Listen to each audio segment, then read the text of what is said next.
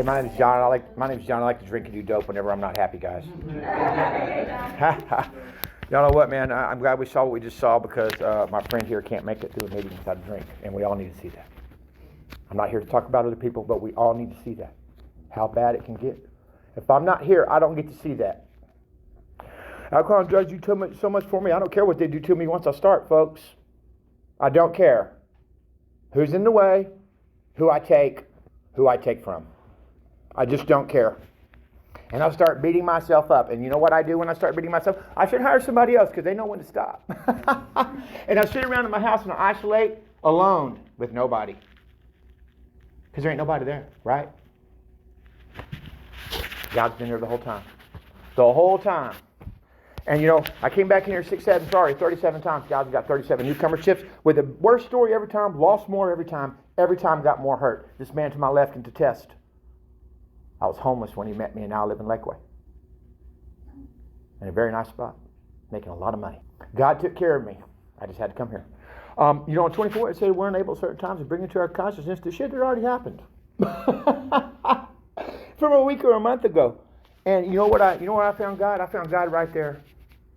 Because right there, in those moments where I can't remember how bad it was, and everything else is surrounding me, I get God, I get G-O-D, because I get to grow or die.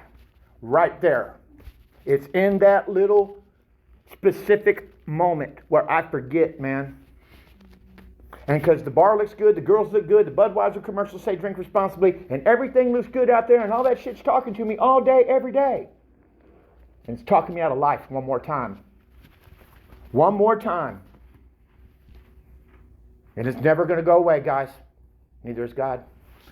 You know, and 45, they said, lack of power is our dilemma, man. We had to find power by which we could live. I didn't know how. I looked on the next page. It says, in other moments, when we're enchanted by a starlit night, we can look up. There's a feeling of awe and wonder, man. But it's fleeting and soon lost. And you know, when I'm out there looking at that, I have evidence in front of me that God is real, folks, and there's something greater up there. And because I get that feeling of awe and wonder, that is humility, man. And I have it because I'm standing right in front of it. He said it's fleeting and soon lost because I go back inside, I watch my TV, and it's no longer there. I get evidence of God at Alcoholics Anonymous. Through those steps, gave me evidence of God, guys. You know, God, we're so lucky we got that book because that Bible didn't do it for me. It got me back to that Bible.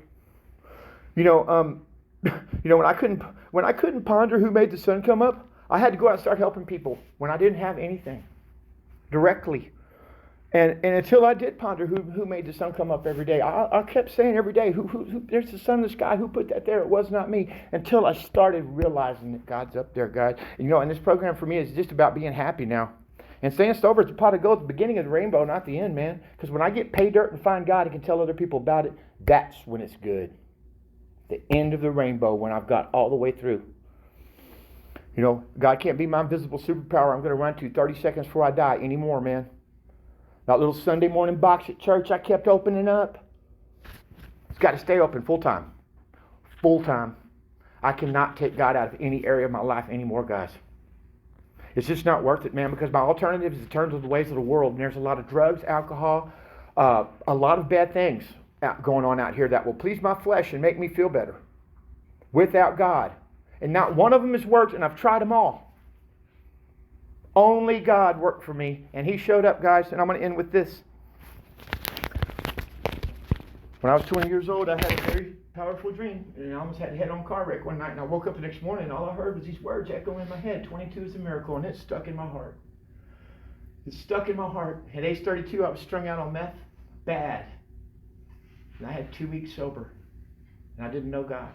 And I walked into AA, and I got 2 weeks sober, and my landlord came by that next night. She said, John, you got to leave. And I called the people in AA. I said, what about this? You said I stay sober. God's good. He's going to come into my life. Just everything's going to get... Now they're going to kick me out. They said, did you pray? I said, no, sir. No, ma'am. They said, why don't you pray and call us back? I said, okay. So 12 years later, guys, I get on my knees. And I said, God, if you're really there, I'm in AA. I want to be sober. I'm about to get kicked out of here. I need some help, man, and I need it now. Please help me. And I stood up and my phone rang. And I got a job for $1,000 of computer work And the address was 2202 New Hope Drive. I went over 5 minutes. I'm sorry. Thanks, John. All right. Thanks, John. Thank you for coming.